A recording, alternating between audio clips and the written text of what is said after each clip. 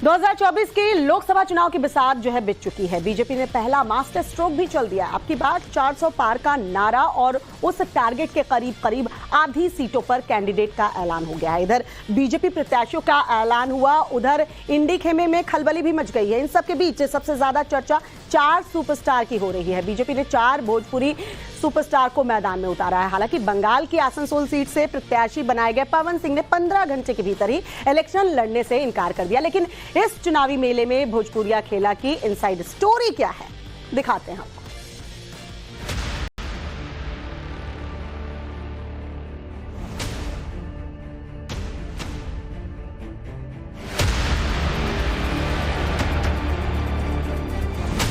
इन तीनों नामों में बहुत कुछ कॉमन है। तीनों भोजपुरी सिनेमा के सुपरस्टार हैं, तीनों जिगरी यार हैं, तीनों बीजेपी के मौजूदा सांसद हैं, तीनों का नाम बीजेपी की पहली लिस्ट में है। अब सवाल है कि 24 के चुनाव में बीजेपी आखिर भोजपुरी सेलिब्रिटी पर दांव क्यों लगा रही है? इसके पीछे की इनसाइड स्टोरी क्या है? आगे आपको सब कुछ बताएंगे, लेकिन पहले जान लीजिए टिकट मिलने के बाद बीजेपी के भोजपुरिया कैंडिडेट आखिर कहां पर हैं और क्या कर रहे हैं। गोरखपुर से उम्मीदवार रवि किशन सीएम योगी के साथ गोरखपुर में मौजूद है, जहां प्रोजेक्ट अलंकार के कार्यक्रम में शामिल हुए। नॉर्थ ईस्ट दिल्ली से उम्मीदवार मनोज तिवारी दिल्ली में अपने लोकसभा क्षेत्र के निरीक्षण पर थे। आजमगढ़ से प्रत्याशी दिनेश लाल उर्फ निरहुआ पूर्वांचल में एक्टिव हैं। अच्छा बताओ, रवि किशन की फिल्म कितने लोगों ने देखी? फ्री में या पैसा लेके? हैं? अब चुनाव के बाद मैं बोलूंगा कि 1-2 शो फ्री का करवाना है। सभी लोग रवि किशन बनकर के ही वोट मांगने के लिए घर घर जाएंगे। तैयार हैं? रवि किशन की तरह एक्टिंग मत करने लग जाना है, वोट मांगना है। ठीक है? एक्टिंग करने के लिए तो पर्याप्त है। वैसे तो बीजेपी की पहली लिस्ट में एक और भोजपुरी सुपरस्टार पवन सिंह का नाम शामिल था, जिन्हें पार्टी ने पश्चिम बंगाल की आसनसोल से उम्मीदवार बनाया था। लेकिन आज उन्होंने यू टर्न लेते हुए चुनाव लड़ने से साफ मना कर दिया। हालांकि राजनीतिक जानकारों की माने तो वो आरा से चुनावी टिकट मांग रहे थे और वहां से चुनाव लड़ना चाहते थे। हालांकि इस बात से बिल्कुल इनकार नहीं किया जा सकता है कि वो चुनावी रेस से बाहर हो चुके हैं, क्योंकि अभी और भी लिस्ट आनी है और कई जगहों से उम्मीदवारों का ऐलान होना बाकी है। रवि किशन दिल्ली टू लखनऊ और लखनऊ टू गोरखपुर सबसे ज्यादा एक्टिव हैं। मुख्यमंत्री योगी आदित्यनाथ के साथ रवि किशन की मौजूदगी की इस बात की गवाही दे रही है। श्री प्रधानमंत्री मोदी जी के आशीर्वाद से, पूज्य महाराज जी के संगठन के आशीर्वाद से हमके दोबारा गोरखपुर गोरक्षनाथ बाबा की धरती में खड़ाऊ लेके सेवा करे का मौका दोबारा मिला था। आभार महाराज जी, दिल से धन्यवाद। और देवतुल जनता के धन्यवाद कि जब भी सर्वे के लोग आपके पास आए, चैनल वाले आए, संगठन के लोग आए, तो पूरा गोरखपुर में जहां भी सर्वे भई सब पहले श्री रवि किशन चाहिए हमको। दोबारा उसके लिए आप सब लोगों को हाथ जोड़ करके धन्यवाद, प्रणाम कि मौका हमके दोबारा देला और इस मौका में हम कोनो कसर ना छोड़ा। रवि किशन जिस गोरखपुर सीट से चुनावी मैदान में है, वो सीएम योगी आदित्यनाथ का गृह क्षेत्र है। खुद सीएम योगी इस सीट से 5 बार सांसद रह चुके हैं। ऐसे में रवि किशन पर जिम्मेदारी न सिर्फ गोरखपुर जीतने की है, बल्कि पीएम मोदी और योगी के भरोसे पर खरा उतरने की भी है। गोरखपुर से रवि किशन के सामने समाजवादी पार्टी की काजल निषाद मैदान में है। दोनों एक्टर हैं, दोनों का भोजपुरी इंडस्ट्री से नाता है। यानी गोरखपुर में लड़ाई भोजपुरी वर्सेस भोजपुरी की है। अब सवाल है कि आखिर बीजेपी ने गोरखपुर से रवि किशन को ही क्यों चुना? इसके पीछे बीजेपी की स्ट्रेटेजी है। 2019 के चुनाव में रवि किशन ने सपा उम्मीदवार रामभुआल निषाद को मात दी थी। रवि किशन ने 60% वोट हासिल कर 3 लाख से ज्यादा वोटों की बढ़त के साथ जीत हासिल की थी। 2019 के चुनाव में मोदी लहर में बीजेपी ने बड़ी जीत हासिल की थी और अब इस लोकसभा चुनाव में पीएम मोदी और सीएम योगी की पॉपुलैरिटी बड़ा फैक्टर तो है ही, माननीय प्रधानमंत्री श्री आपका बहुत बहुत स्वागत है। साथ ही प्रत्याशियों को खुद को साबित करने का भी मौका है। रवि किशन को दोबारा टिकट देने के पीछे भी एक वजह उनकी फैन फॉलोइंग है, क्योंकि सोशल मीडिया प्लेटफॉर्म एक्स पर 5,61,000, फेसबुक पर 7,32,000 और इंस्टाग्राम पर 25 लाख से ज्यादा उनके चाहने वाले हैं। भोजपुरी एक्टर और बीजेपी के मौजूदा सांसद रवि किशन ने 2014 में अपनी राजनीतिक पारी कांग्रेस के साथ शुरू की थी और जौनपुर से लोकसभा का चुनाव लड़ा था, लेकिन चुनाव में हार का सामना करना पड़ा था। इसके 3 साल बाद 2017 में वो भगवामय हो गए। साल 2019 में बीजेपी ने गोरखपुर से लोकसभा चुनाव टिकट दिया और रवि किशन जीतकर संसद पहुंचे थे। रवि किशन पूर्वांचल से आते हैं और ब्राह्मण परिवार से ताल्लुक रखते हैं। ऐसे में बीजेपी की कोशिश है कि अपने ठेठ अंदाज में वो वोटरों को जीत सके। गोरखपुर के जातीय समीकरण की बात करें तो गोरखपुर में 3.5 लाख निषाद वोटर हैं। यादव और दलित मतदाताओं की संख्या 2-2 लाख है। साथ ही ब्राह्मण समुदाय के 1.5 लाख लोग हैं।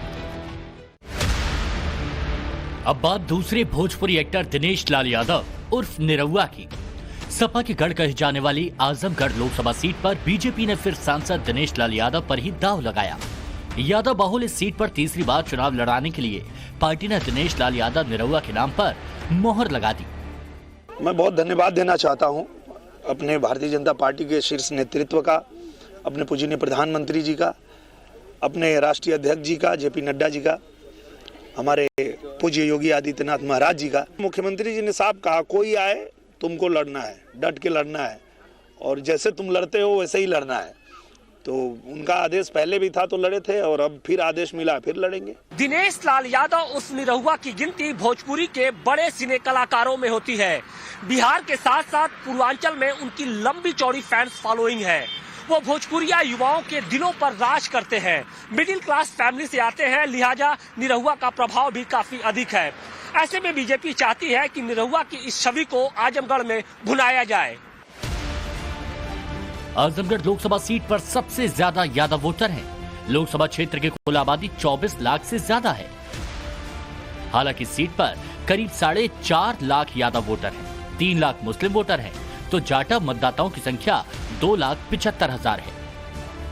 ऐसे में निरहुआ का भोजपुरी स्टार होने के कारण यादव वोट पर असर पड़ेगा, जो प्रदेश के कुल वोटरों का 8% है। और इसी यादव वोटों में सेंधमारी के लिए तीसरी बार निरहुआ पर भरोसा जताया गया। 2019 में बीजेपी ने यादवों में सेन के लिए दांव चला था। बीजेपी ने समाजवादी पार्टी के अध्यक्ष अखिलेश यादव के सामने दिनेश लाल यादव निरहुआ को उतारा था। हालांकि निरहुआ चुनाव हार गए। इसके बाद 2022 में हुए आजमगढ़ लोकसभा उपचुनाव में एक बार फिर निरहुआ को सपा के गढ़ को तोड़ने के लिए मैदान में उतारा था। निरहुआ यादव वोटरों में सेंधमारी में कामयाब रहे और समाजवादी पार्टी के धर्मेंद्र यादव को हराकर संसद पहुंच गए।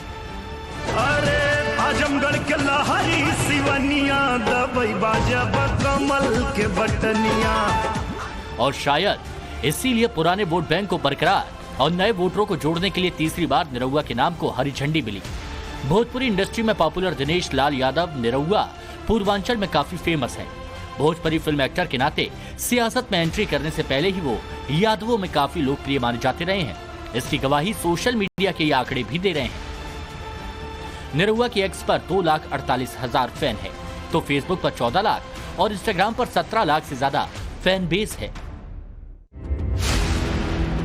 बीजेपी की पहली लिस्ट में दिल्ली की 7 में से 5 सीटों पर उम्मीदवारों के नाम का ऐलान कर दिया गया। पार्टी ने अपने 4 सांसदों का तो पत्ता काट दिया है, लेकिन भोजपुरी स्टार और नॉर्थ ईस्ट दिल्ली से मौजूदा सांसद पर एक बार फिर से विश्वास जताया है। यानी बीजेपी ने मनोज तिवारी पर कई समीकरण को देखते हुए दांव लगाया है, क्योंकि बीजेपी में उम्मीदवारों को टिकट देने का एक ही फॉर्मूला है, जिताऊ उम्मीदवार। शायद इसी फॉर्मूले के तहत मनोज तिवारी 100% फिट बैठ रहे हैं। पार्टी की बहुत विश्वास उन्होंने दिखाया है और ये विश्वास सिर्फ हमारे पे नहीं दिखाया, बल्कि हमारे नॉर्थ ईस्ट दिल्ली के प्रत्येक मतदाता पे और बच्चे बच्चे पे दिखाया है।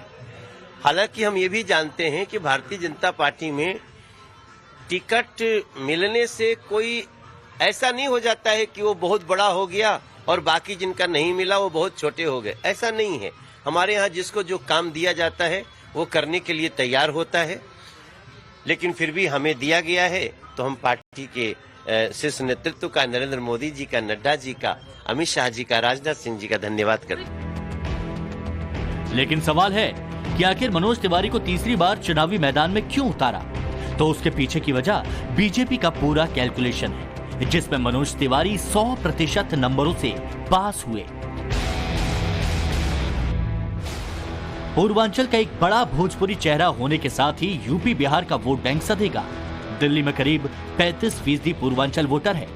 दिल्ली में यूपी से आकर बसने वाले 28 लाख लोग हैं। दिल्ली में बिहार के रहने वाले लोगों की संख्या करीब 11 लाख है। नॉर्थ ईस्ट दिल्ली लोकसभा क्षेत्र ऐसा है जिसके मौजूदा सांसद मनोज तिवारी को पार्टी ने लगातार तीसरी बार उम्मीदवार बनाया।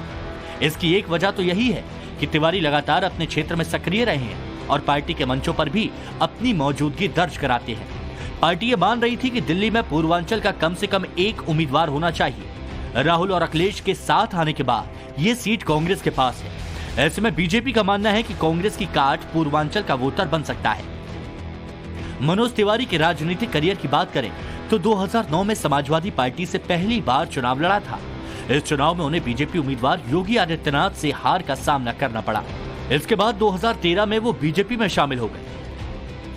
मनोज तिवारी पूर्वांचल का जाना माना चेहरा है। राजनीति में आने से पहले वो भोजपुरी फिल्मों के बड़े स्टार और सिंगर के रूप में पहचाने जाते हैं और उनकी यही खासियत बीजेपी ने भुनाई और 2014 में पहली बार लोकसभा चुनाव के लिए नाम पर मोहर लगाई।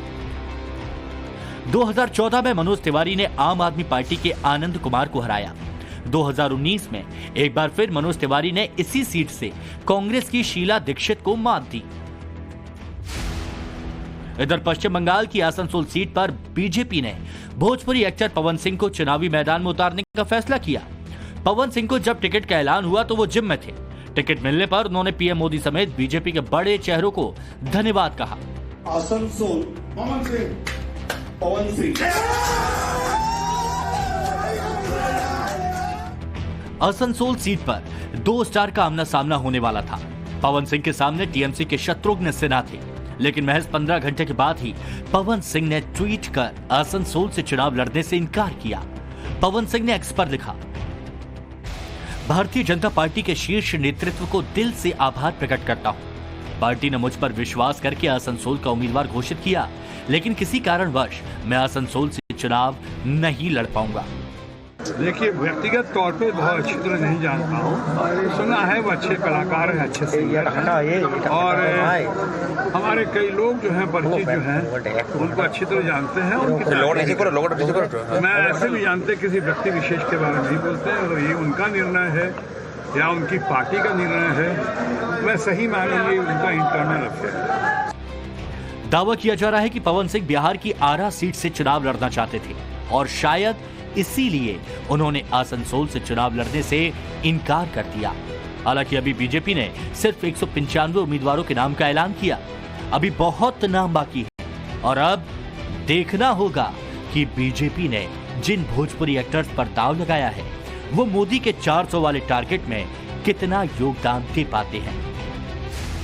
Bureau report, times now, Navbharat.